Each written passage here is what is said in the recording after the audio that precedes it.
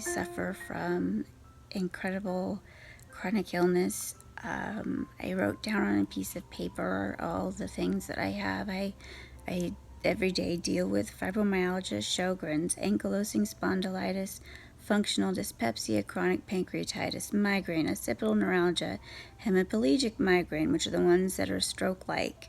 I have vertigo, costochondritis, gastroparesis. I've had two machines inserted into my abdomen to help with my nausea and vomiting. I have IBS, Raynaud's, scleroderma, which takes 26 years off your life minimum.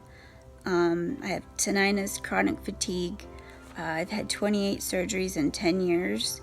In 2008, I obtained a master's degree. I was a mental health and substance abuse therapist. September 19, 2009, 1 year after, I had a hemorrhage. My ovary ruptured and I bled out 3 liters, almost died. When I woke up from that, I was never the same. My stomach was paralyzed. It was something like I could never explain. My son had just turned 6, like 2 weeks before. Anyhow, my life, I was a ballerina. 20 years I did that. I was the youngest scuba diver in the Washington State, certified under NAUI. I mean, I did everything. I was so active. I was a water skier, snow skier. I mean, it was gymnastics, ice skating. I was always very flexible, which now I'm finding out a lot of people with fibro are also great cheerleaders and dancers.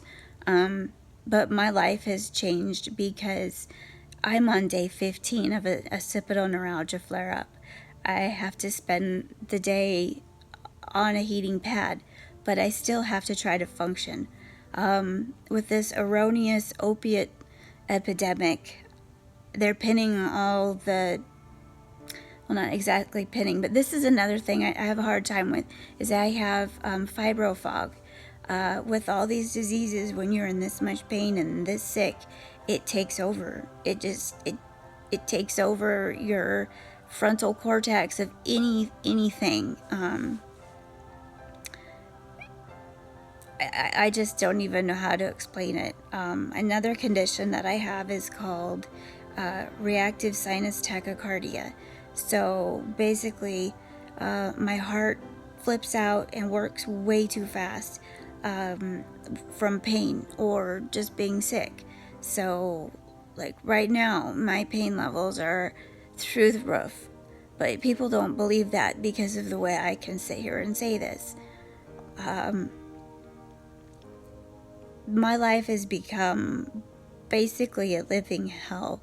I cannot work, which people think, oh, how great. No.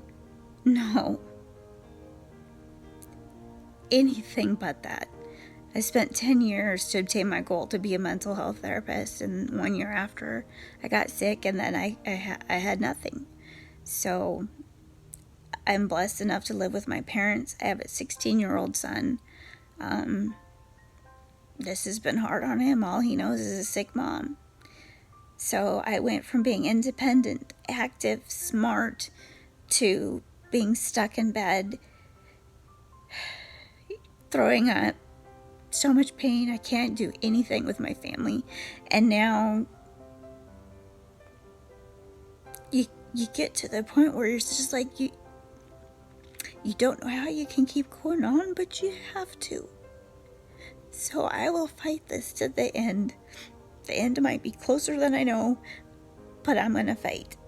And I know there's so many people out there that I try to fight for that can't fight for themselves. So I've dedicated the rest of my life to being a chronic illness advocate. I have been able to be a part of 3 books, the Many Faces of Fibro series, and I'm working on my own about cannabis. So anyways, that's my life.